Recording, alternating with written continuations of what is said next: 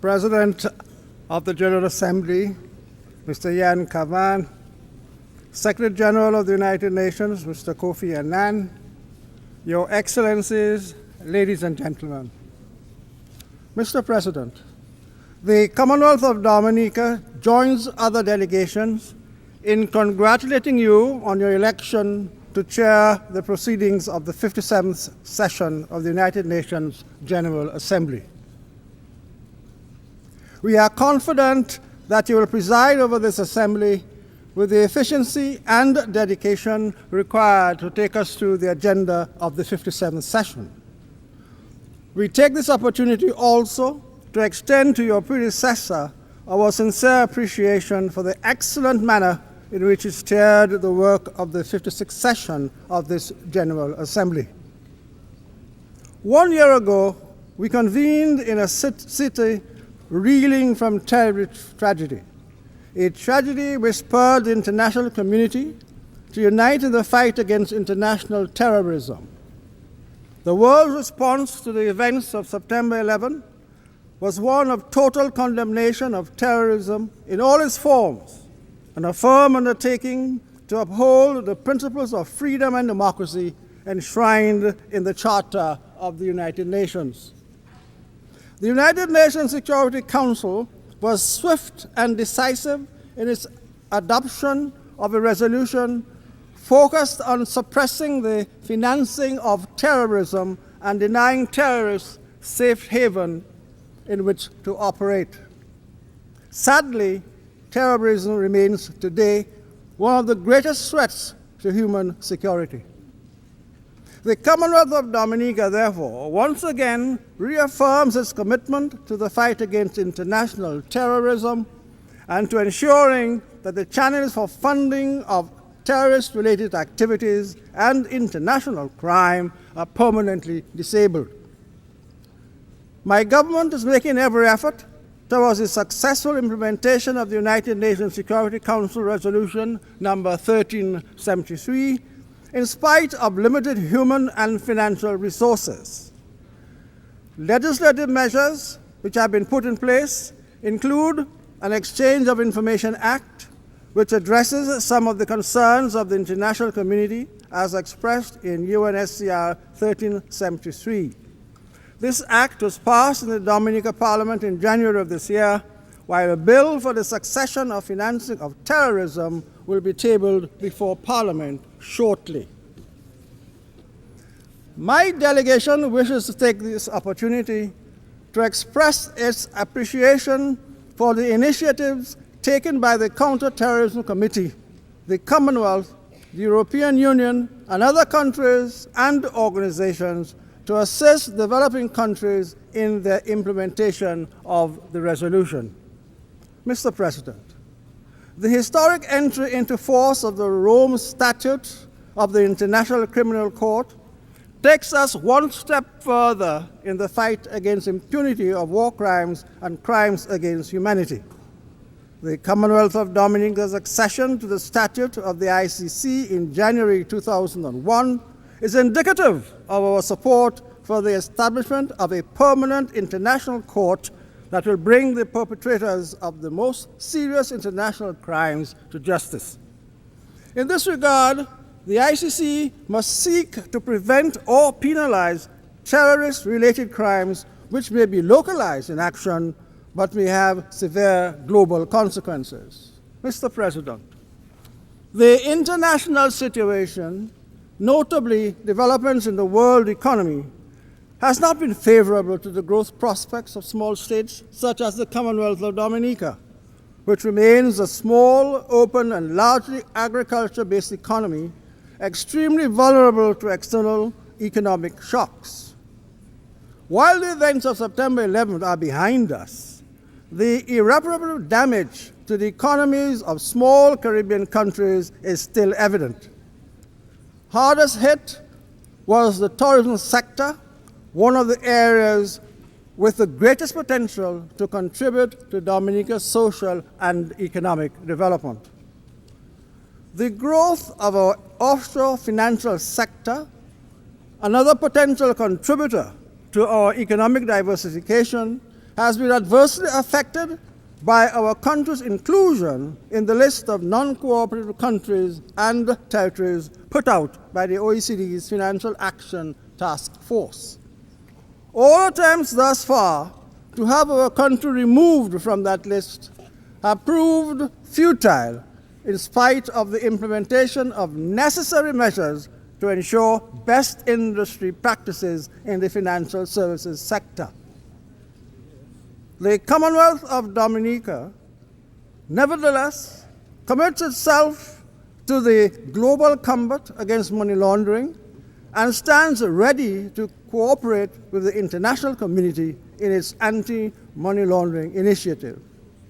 A number of new laws have been enacted by Parliament to legislate its anti-money laundering policies. The Commonwealth of Dominica has also established a financial intelligence unit and a money laundering supervisory authority to ensure that our financial services sector remains free from money laundering. As I address you, Mr. President, my country is facing one of the most challenging periods in its history.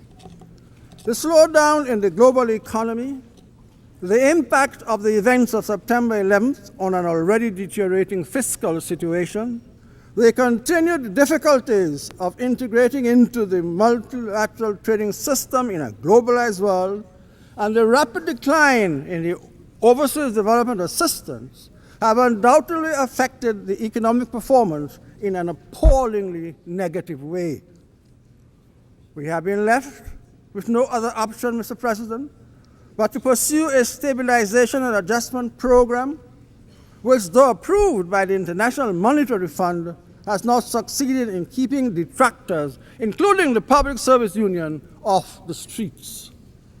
The success of this program should lay the basis for sustained higher growth output and employment, as well as poverty reduction. We, however, recognize the attendant costs of program implementation.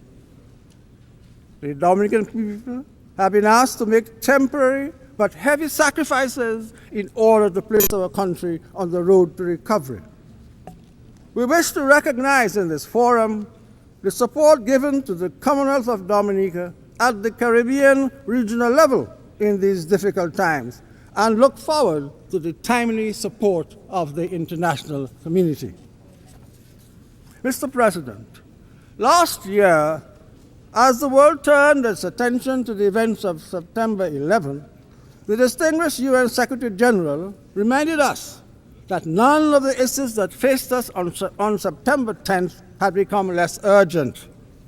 Indeed, the UN calendar for the last year has been crowded with special conferences and summits, all convened to address problems and issues of global concern which affect the everyday lives of the peoples of the United Nations. And while the issues are admittedly current and of interest to them, it is unfortunate that many of the smaller members of this body do not have the administrative, financial, or technical capacity to ensure that they receive effective representation not only at the conferences, but more significantly in the preparatory committees that precede the conferences. It is no accident, therefore, that most often the states that least benefit are the smallest and least influential. The World Assembly on Aging and the Special Summit on Children attempted to deal with the issues which affect the most vulnerable members of our societies. That body concluded in April with a plan of action for implementation by the international community. In small countries like the Commonwealth of Dominica, this implementation must of necessity include the recognition of older persons as the pillars of our societies who make a significant contribution to our economic development. My government has in fact developed a national policy on aging which seeks to ensure that older persons be provided with protection, care, and an opportunity to continue to participate in the development of our nation. We were privileged, Mr. President, to host the 10th annual regional meeting of HelpAge International a few weeks ago. A happy coincidence, one might say, given that our population of 75,000, we have 22 centenarians. I want to specifically recognize the world's oldest living person, at age 127 allegedly, a Dominican woman, Mrs. Elizabeth Israel, affectionately known as Mapampo.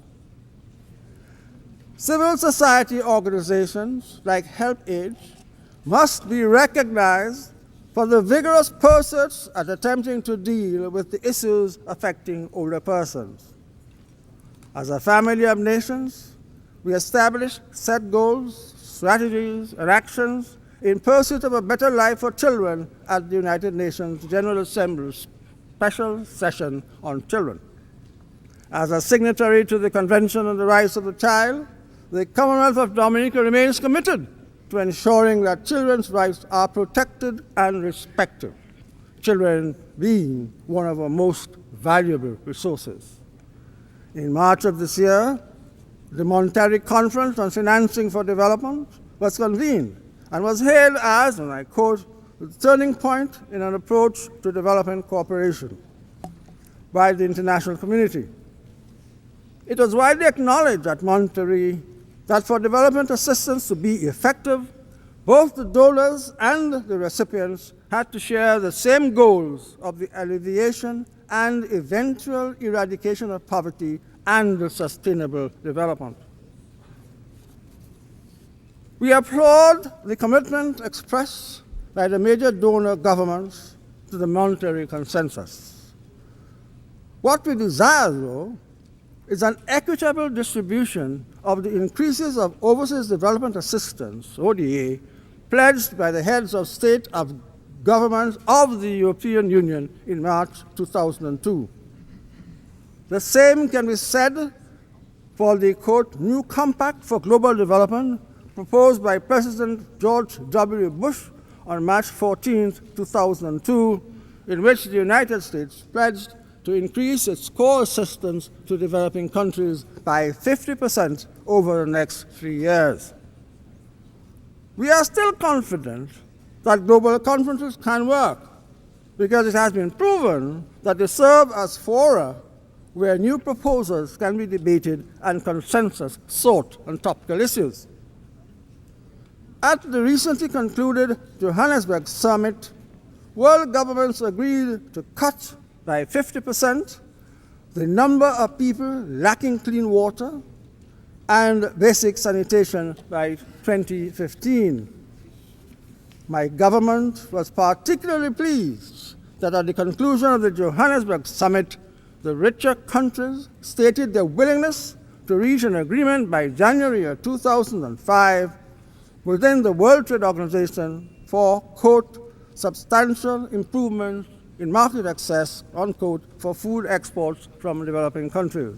Mr. President, the Johannesburg summit underlined the necessary linkage between environment protection and national resources management and issues of poverty, underdevelopment, and social justice. The summit demonstrated the interdependence of social, environmental, and economic factors that must be in unison for long-term sustainable development to be achieved.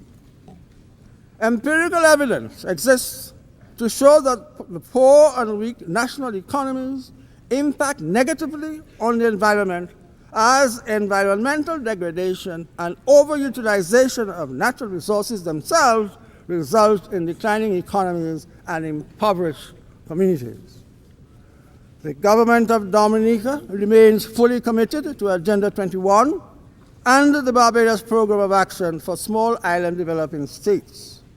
We reiterate our unwavering support for the Johannesburg Plan of Action and urge all member states to make good on their commitments for the successful implementation of all Sustainable Development Conventions. The increase in levels of overseas development assistance alluded to earlier is essential when viewed in the context of the implementation of development strategies by small island developing states. It is recognized that the small, highly open economies of these small states require effective means, including financial resources, to counteract the negative effects of globalization and trade liberalization and to foster sustainable development. The Commonwealth of Dominica is acutely aware of the magnitude of the challenges facing our pursuits of sustainable development. Ours is a country with a history of consistently seeking a national development path guided by sustainable development. An integrated development plan undertaken with the participation of a diversity of stakeholders and sectors will, on completion shortly, provide us with a framework within which we can address physical, economic, and social vulnerabilities in an integrated manner. Mr. President, at this time, my government wishes to place on record its appreciation to the continued commitment of the Republic of China on Taiwan to the social, economic, and infrastructural development of small, vulnerable economies very much like itself. The Republic of China on Taiwan has demonstrated, as the 14th largest economy in the world, the benefits of having a global perspective on development.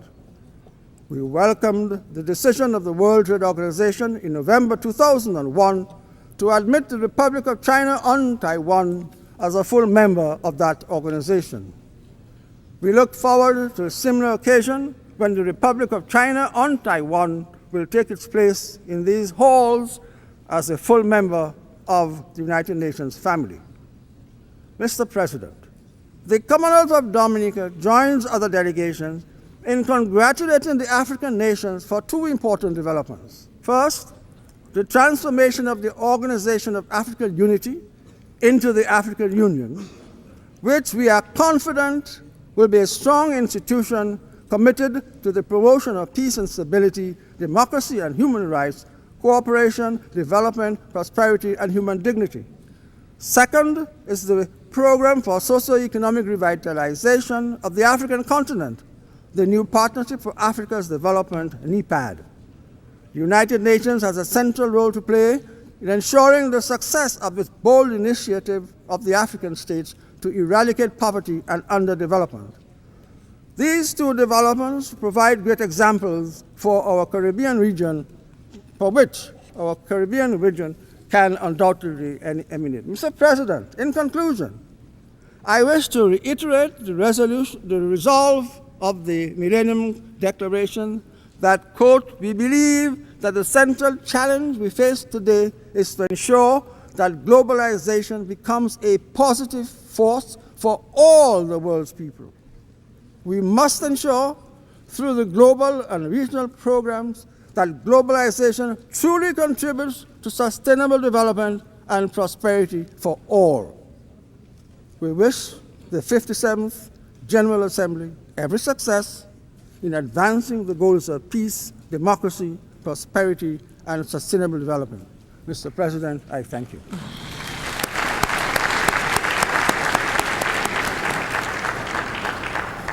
Je remercie le ministre des Relations extérieures de Dominique.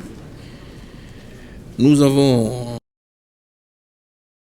Hello and welcome to another segment of Solutions brought to you by Mocha Productions.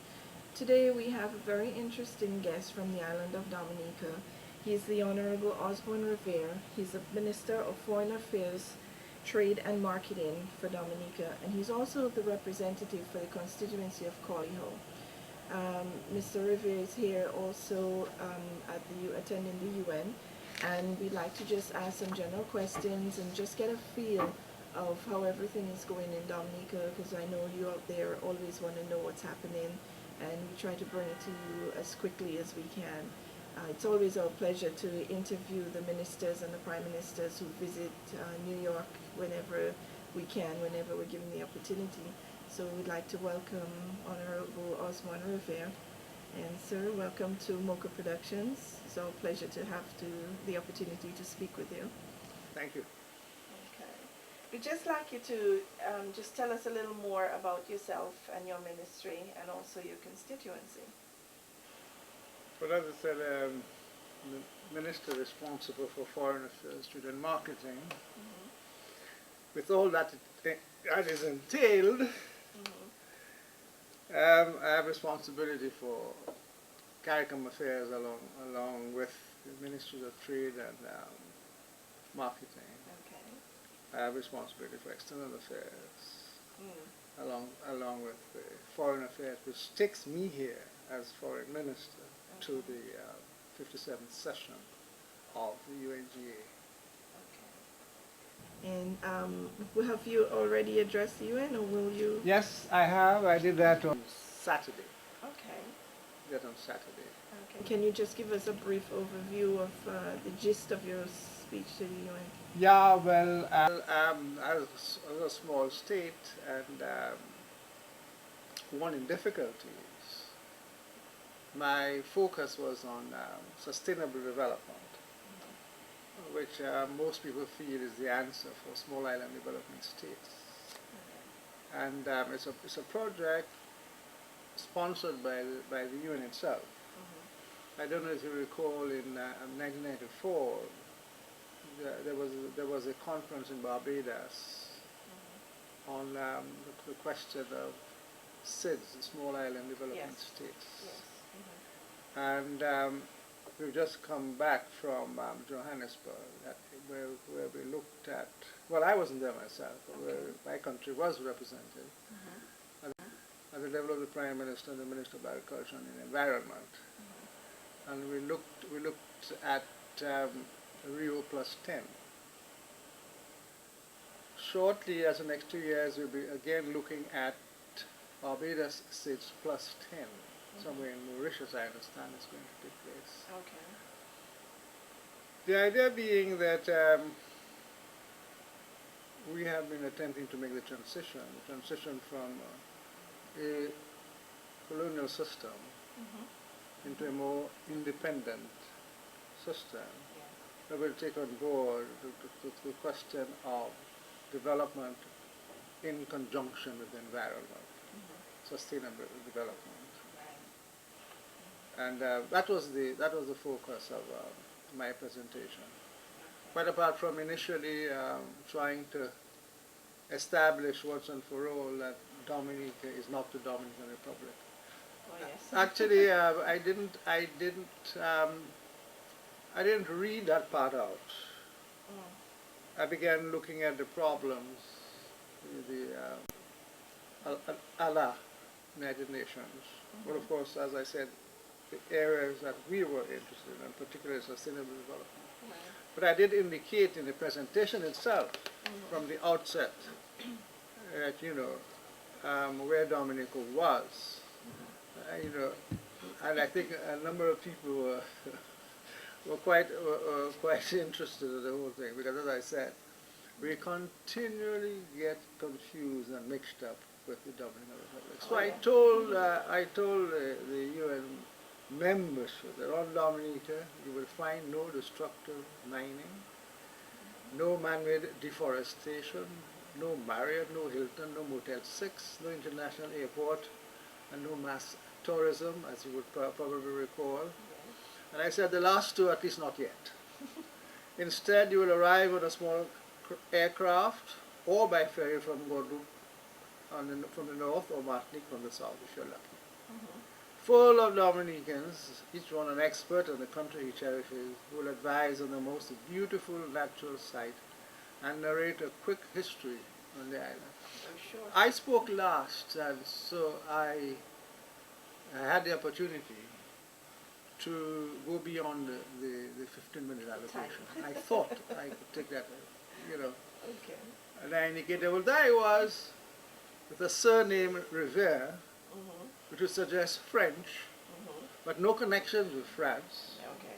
I just finished speaking English, which I suppose would be difficult for one to understand, since I'm placed between Guadeloupe and Martinique. I don't speak Spanish, since my surname is Riviere and not Rivera, Right. But I cannot get away from the fact that everybody thinks That you're when I put up my flag at those levels, they take note, and then when it's my turn, they say, "Yes, can we hear from the Dominican Republic?" Exactly. So we all had a good laugh after, and I tried to make a statement by wearing my national costume, my bow tie and my, Excellent. you know. Oh, excellent. So most people would, I think, would remember that little fella out of Dominica trying to make a statement. Dressing out of the norm. No, not out of, well, I Well, guess for out of them the it norm, is because out the of the norm, Africans, but- I mean, the Africans really, you know, well, of course, Yeah. everybody expects that. From them, but not from the other countries. I suppose, yes. Not from Because the that other was, countries. apparently that caught a number of people, you know, they kept talking about it. Very good. They'll remember you. I'm That's sure, one way. I'm sure. That's one way they'll remember you. Yeah. But you know, we've been hearing that that Dominica is basically going towards the seeking help from the IMF. Yeah, we have in fact done so. We have given the IMF a letter of intent, and we have undertaken to hang on to the conditionalities that are placed on the small country, Okay. if in fact we would like to, quote unquote, benefit from a facility with the IMF in the future. Okay. The gap has been so wide that our financial or fiscal experts thought that it was about time that we put a halt to it, because it wasn't getting any better. Right. We recognized that we had to put down a stabilization budget, and as things happened, the Prime Minister at the time was ill in Martinique, and yours truly had to present the 3-hour budget. So for some time I was the brunt of I'm sure. all the All the reactions. all let's the say. reactions, which ended on, I can't say ended, but for me, since I'm not there, which ended with a demonstration on the 9th of this month, when we were presenting, At when, the- no, not when we were presenting at Egypt, when we were having the House of Assembly. Okay. There was a demonstration led by the opposition, and the opposition chose to ignore the route given them by the police, and they ended up outside the House of Assembly. And the irresponsible opposition, in fact, took turns, left the House of Assembly, went outside, addressed the demonstrators, you know, worked them up into a